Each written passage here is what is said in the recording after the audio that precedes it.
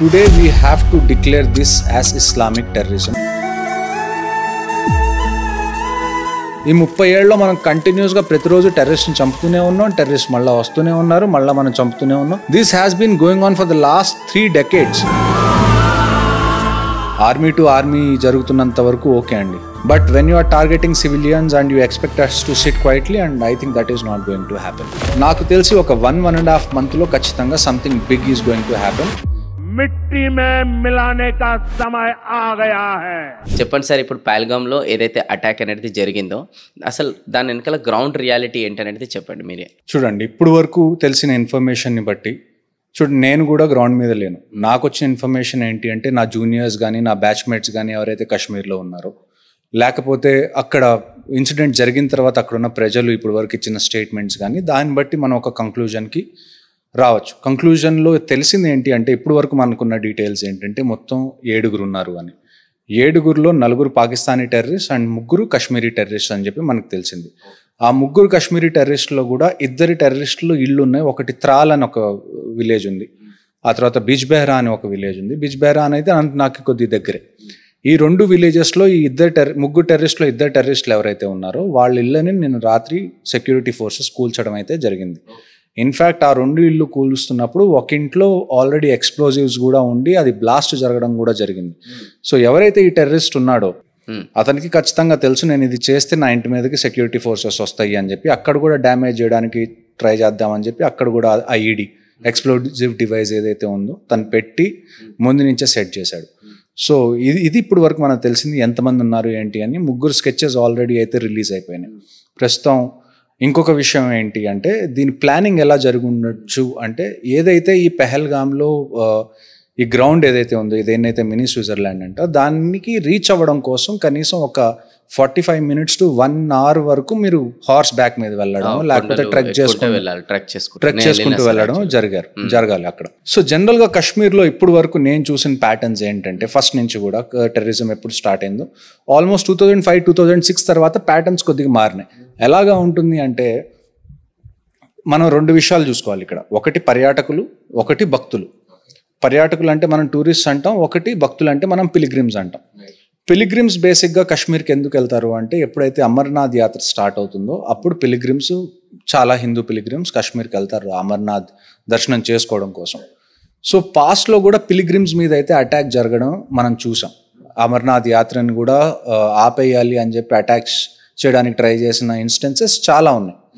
కానీ ఇక్కడ మనకి ఫస్ట్ టైం ఈ లెవెల్లో, ఇంతకు ముందు కూడా టూరిస్ట్ చనిపోయారు కాశ్మీర్లో. కానీ ఎలా చనిపోయారు? ఎక్కడన్నా ఆపరేషన్ జరుగుతుంటే ఆ ఆపరేషన్ మధ్యలో చిక్కుకుపోయి, లేకపోతే ఎక్కడన్నా స్టోన్ పెల్టింగ్ జరుగుతుంటే ఆ స్టోన్ పెల్టింగ్లో చిక్కుకుపోయి చనిపోయారు. కానీ డైరెక్ట్గా టూరిస్ట్ మీద టార్గెట్ చేసి వాళ్ళ రిలీజియన్ అడిగి మరీ చంపడం అనేది ఇంతకు ముందు పెద్దగా ఈ లెవెల్లో అయితే జరగలేదు.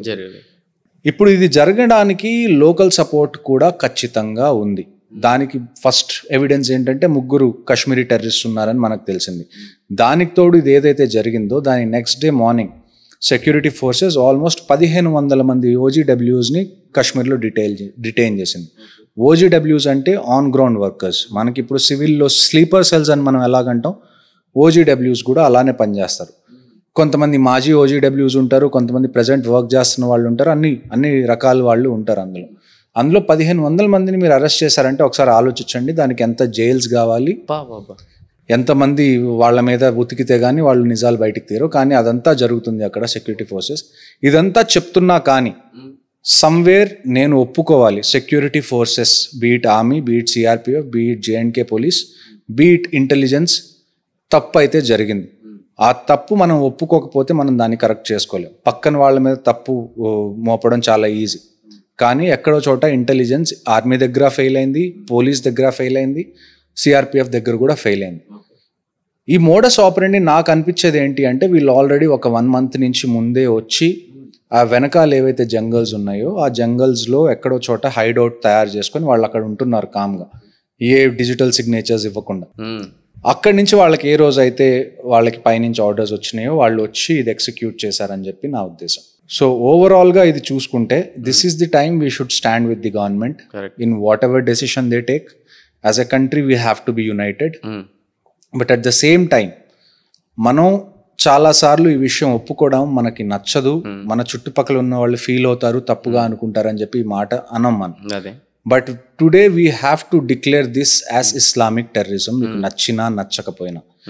ఎందుకంటే చాలా మంది నన్ను ఈ క్వశ్చన్ అడుగుతారు, ఈ టెర్రరిజం అనేది ఎప్పుడు అవుతుందండి, ఏంటండి అది ఇది అని. పాకిస్తాన్లో కానీ, పాకిస్తాన్ ఆక్యుపైడ్ కాశ్మీర్లో కానీ మొత్తం కలుపుకొని ఈరోజు 30,000 మదర్సాలు ఉన్నాయి, రిజిస్టర్డ్ మదర్సాలు. అన్రిజిస్టర్డ్ మదర్సాలు ఎన్ని ఉన్నాయో మనకు తెలియదు. ఈ ప్రతి మదర్సా నుంచి వాళ్ళు ఒక్కొక్క జిహాదీని పంపించినా కానీ for the next 100 years you will keep fighting but you will go know where. మీకు ఏ ప్రోగ్రెస్ ఉండదు. ఇప్పుడు కలుపు మొక్కలు ఎలాగండి, మీరు 10 కోసేస్తే మళ్ళీ కలుపు మొక్కలు కొత్తవి వస్తాయి కదా, వాటంతటా అవి పెరిగిపోతాయి, మనకి ఇబ్బంది ఏమి ఉండదు. So same thing happens in Kashmir. ఇప్పుడు అందరికన్నా పెద్ద రెస్పాన్సిబిలిటీ ఎవరి దగ్గర ఉంది అంటే, it's not Indian army, navy, air force, it's not government, it's not జేఎండ్కే police, it's not CRPF. అందరికన్నా పెద్ద రెస్పాన్సిబిలిటీ ఇప్పుడు ఎవరి దగ్గరన్నా ఉంది అంటే అది లోకల్ కాశ్మీరీ పబ్లిక్ దగ్గర ఉంది. ఎందుకంటే కాశ్మీర్లో ఒక అన్సెట్ రూల్ ఏంటి అంటే, జనరల్గా మీరు ఇంతకుముందు కాశ్మీర్ మీరు పర్సనల్గా విజిట్ చేశారు, ఏవైతే టూరిస్ట్ స్పాట్స్ ఉంటాయో అక్కడ మీకు మిలిటరీ ప్రెజెన్స్ అనేది చాలా తక్కువ ఉంటుంది కంపారిటివ్లీ. మీకు రోడ్స్ మీద మిలిటరీ ప్రెజెన్స్ ఎక్కువ ఉంటుంది కానీ, పోలీస్ ప్రెజెన్స్ ఎక్కువ ఉంటుంది కానీ, ఇలాంటి టూరిస్ట్ ఏరియాస్లో చూసుకుంటే కంపారిటివ్గా చాలా తక్కువ ప్రెజెన్స్ ఉంటుంది. ఎందుకంటే ఓవరాల్ కాశ్మీర్ టూరిజం మీద చాలా డిపెండెంట్. ఒక మామూలు కాశ్మీరీ వ్యక్తి అతని కడుపు నింపుకోవాలి అంటే టూరిజం అతనికి ఉన్న మెయిన్ ఆక్యుపేషన్స్లో అదొక ఆక్యుపేషన్. కాబట్టి టెర్రరిస్ట్ కూడా ఇంతకుముందు ఎలాగ ప్యాటర్న్స్ ఉండేవి అంటే, మనం ఒకవేళ టూరిజంని దెబ్బతీసాం, లేకపోతే టూరిస్ట్ని ఏమన్నా చేస్తే టూరిస్ట్ అక్కడికి రావడం ఆపేస్తారు, దానివల్ల లోకల్ పబ్లిక్కి ఇబ్బంది వస్తుంది. సో లోకల్ పబ్లిక్ మనకి సపోర్ట్ చేయరు ఫ్యూచర్లో అని చెప్పి టూరిస్ట్ని ఎప్పుడు ఎక్కువగా టచ్ చేసింది నేను చూడలేదు. అలాగని టూరిస్ట్ చనిపోలేదని నేను చెప్పట్లేదు, ఇంతకు ముందులాగా కొలేటరల్ డ్యామేజ్గా చనిపోయారు కానీ డైరెక్ట్గా టూరిస్ట్ని అటాక్ చేసి వాళ్ళ రిలీజియన్ అడిగి వాళ్ళ పేరెంట్స్ లాగా ఇప్పించి వాళ్ళని చంపడం అనేది ఇంతకు ముందు ఎప్పుడు మనం చూడలేదు. సో ఇప్పుడు ఇది జరిగిన తర్వాత ఒక లోకల్ కాశ్మీరీ నెక్స్ట్ ఏ స్టెప్ తీసుకుంటాడు, నెక్స్ట్ ఏ డెసిషన్ తీసుకుంటాడు అన్నది చాలా చాలా చాలా ఇంపార్టెంట్. ఎందుకంటే మీరు వీళ్ళకి సపోర్ట్ చేస్తూ ఉంటే ఆర్టికల్ 370 ముందు ఏ సిచ్యువేషన్లో మీరు ఉన్నారో ఆ సిచ్యువేషన్లోకి వెళ్ళిపోతారు. అలా కాదు, మాకు ఈ తలకాయ నొప్పి అంతా వద్దు, మా టూరిజం మీద మేము కాన్సన్ట్రేట్ చేసుకుంటాం, మా డెవలప్మెంట్ ఎలాగుండాలి మేము దాన్ని ఎంకరేజ్ చేస్తామని అంటే, మీ చుట్టుపక్కల ఎవరు టెర్రరిజంకి సపోర్ట్ చేసినా వాళ్ళని కౌంటర్ చేసి వాళ్ళని పోలీసులకు అప్పచెప్పాల్సిన బాధ్యత, లేకపోతే సెక్యూరిటీ ఫోర్సెస్ దగ్గర ఆ సమాచారాన్ని అందించాల్సిన బాధ్యత ప్రతి కాశ్మీరీ పౌరుడికి ఇవాళ ఉంది. మీరు ఇండియాకి సపోర్ట్ చేస్తారా, పాకిస్తాన్కి సపోర్ట్ చేస్తారా అన్నది సెకండరీ. ఇప్పుడు ఇది మీ ఇంటి గడప దాకా వచ్చింది, మీ పొట్టకూటి దాకా వచ్చింది, మీరు మీకోసం ఏం చేసుకుంటారు అన్నది చాలా ఇంపార్టెంట్. సో మీరు తీసుకునే డెసిషన్ మీదే కాశ్మీర్ ఫ్యూచర్ అనేది డిపెండ్ అవుతుంది అని చెప్పి నేను గట్టిగా నమ్ముతాను. ఇప్పుడు దానికోసం అక్కడ ఉన్న లోకల్ ఎవరైతే లీడర్స్ కావచ్చు, కొంచెం పెద్దవాళ్ళు ఉంటారు కదా, మరి వాళ్ళు ఏమంటున్నారు, వాళ్ళకి ఏమైనా ఎడ్యుకేట్ చేస్తున్నారా, ఇప్పుడన్నా మనం మారాలి కనీసం అని అట్లా ఏమైనా నడుస్తుందా ప్రజెంట్ అక్కడ? ఈ క్వశ్చన్ మీరు అడిగి చాలా మంచి పని చేశారు. ఎందుకంటే ఆర్టికల్ 370 తీసేసిన తర్వాత మనకు తెలుసు చిన్న చిన్నగా డెవలప్మెంట్ వస్తుంది, అక్కడ సిచ్యువేషన్ అంతా మామూలుగా అవ్వడం స్టార్ట్ అయింది. మన గవర్నమెంట్ చేసిన తప్పేంటి అంటే, మంచితనానికి పోయి మళ్ళీ అక్కడ ఎలక్షన్స్ కండక్ట్ చేసి గవర్నమెంట్ ఎందుకు తీసుకొచ్చారు? మీకు గవర్నర్ రూల్ జరుగుతుంది, అంతా బాగానే ఉంది, you should have kept that government rule for a longer duration. మీకు ఏ రోజైతే మొత్తం సిచ్యువేషన్ పక్కా మన చేతుల్లో ఉంది అని అనిపించిన రోజున మీరు ఎలక్షన్స్ పెట్టాల్సింది. గవర్నమెంట్ చేసిన తప్పు ఏంటి అంటే, ఇందులో సుప్రీంకోర్టుది కూడా చాలా పెద్ద తప్పు ఉంది. జుడిషియరీని కూడా మనం క్వశ్చన్ చేయాల్సిన టైం వచ్చింది ఇప్పుడు. There is contempt of court అనండి, ఏదైనా అనండి. ఈ జడ్జెస్ ఎవరైతే ఉన్నారో సుప్రీంకోర్టులో, వీళ్ళు కాశ్మీర్ మీద వర్డిక్ట్ ఇచ్చారు, మీరు మళ్ళీ ఎలక్షన్స్ పెట్టాలి అది ఇది అని చెప్పి గవర్నమెంట్కి చెప్పారు. Have any judge consulted any previous generals who have served in the army? Correct. మీరు చెప్పండి అసలు ఏంటి అక్కడ సిచ్యువేషన్, మీరు ఒప్పుకుంటారా? లేకపోతే అక్కడ సర్వ్ చేస్తున్న వాళ్ళని మీరు అడిగారా? మా ఒపీనియన్ని మీరు తీసుకున్నారా? మీకు గ్రౌండ్ రియాలిటీ తెలియకుండా మీరు ఒక వర్డిక్ట్ ఎలా ఇస్తారు? Correct. Somewhere the Supreme Court of India is also answerable to what has happened in Kashmir today. అంతే కదండి, మీకు ఆన్సరబుల్ లేకపోతే మీరు ఇలాంటి డెసిషన్స్ ఫ్యూచర్లో కూడా ఇస్తారు. దానివల్ల ఎఫెక్ట్ అయ్యేది ఎవరు? ఏమి అభంశుభం తెలియని టూరిస్ట్ ఎఫెక్ట్ అవుతున్నారు. అక్కడ సర్వ్ చేస్తున్న ఆర్మీ వాళ్ళు కానివ్వండి, జేఎండ్కే పోలీస్ కానివ్వండి, సిఆర్పిఎఫ్ వాళ్ళు కానివ్వండి, వీళ్ళందరూ ఎఫెక్ట్ అవుతున్నారు కదా.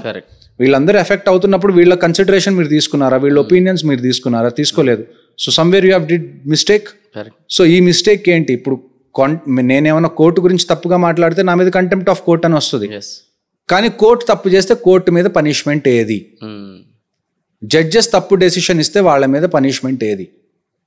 సో వీటి గురించి కూడా this is the time that this country should start discussing these issues also. Correct, exactly. And ఇప్పుడు జనరల్గా నేను కూడా అక్కడ పైల్గామ్ పైన్కి అక్కడ ప్లేస్ ఏదైతే మిడ్ వస్తుందో అక్కడికి వెళ్ళిన తర్వాత అక్కడ చాలా పెద్ద ఓపెన్ గ్రౌండ్ అనేది ఉంటుంది, ఒక ఫుట్బాల్ గ్రౌండ్ లాగా ఉంటుంది అది.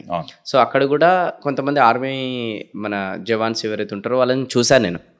బట్ మొన్న ఇన్సిడెంట్ జరిగినప్పుడు అక్కడ వాళ్ళు ఉండేనా లేరు అని ప్రస్తుతం మనకున్న ఇన్ఫర్మేషన్ ఏంటంటే లేరు అని. ఇంకొక లేటెస్ట్ ఇన్ఫర్మేషన్ మనకు వచ్చింది అంటే ఆ బైసారన్ అనేది ఏదైతే ఆ ప్లేస్ ఉందో అది జనరల్ గా ఎవ్రీ ఇయర్ జూన్ లో ఓపెన్ చేస్తారు.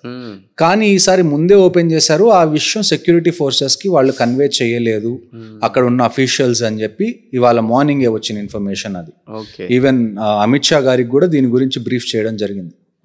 సో కశ్మీర్లో మీరు ఒక చిన్న పిన్ అక్కడి నుంచి కదిలిచ్చినా కానీ security forces should know it. మీరు ఇన్ఫార్మ్ చేయాలి, ఎందుకంటే అక్కడ every single loss is a painful loss. మీకు నచ్చినా నచ్చకపోయినా అక్కడ మీరు ఆర్మీకి సపోర్ట్ చేసినా చేయకపోయినా ఇలాంటి కఠినమైన పరిస్థితుల్లో మీకు హెల్ప్ చేసేది ఆర్మీ. సో మీరు సెక్యూరిటీ ఫోర్సెస్కి ఇలాంటివన్నీ ఖచ్చితంగా ముందే ఇన్ఫార్మ్ చేయాలి. మీ అంతటి మీరు డెసిషన్స్ తీసుకునే మంచి రోజులు ఇంకా రాలేదు కాశ్మీర్లో.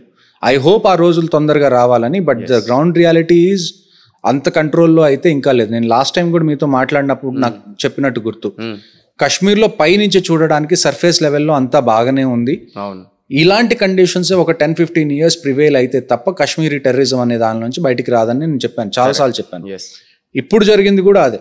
బయట మనకి పైన చూసుకోవడానికి మనకి అంత బాగానే అనిపించింది, everything is nice, everything is peaceful అని అనిపించింది. కానీ అలాంటి టైంలో ఇలాంటి ఇన్సిడెంట్ జరిగిందంటే సర్ఫేస్ లెవెల్ కాకుండా under the surface, under the carpet ఇప్పటికి కూడా టెర్రరిజంకి సపోర్ట్ చేసే వాళ్ళు అక్కడ ఉన్నారు. లోకల్ సపోర్ట్ ఉంది, దాన్ని కూడా మనం తగ్గించాలి ఎట్టి పరిస్థితుల్లో అయినా. ఇందులో మీరు పాకిస్తాన్ని ఎంత టార్గెట్ చేసినా లేకపోతే మీరు ఎంత వార్ చేద్దాం అనుకున్నా ఏదనుకున్నా కానీ అట్ ది ఎండ్ ఇది కంటిన్యూ అవుతుందా అవ్వదా అన్నది ఒక కాశ్మీరీ చేతిలోనే ఉంది.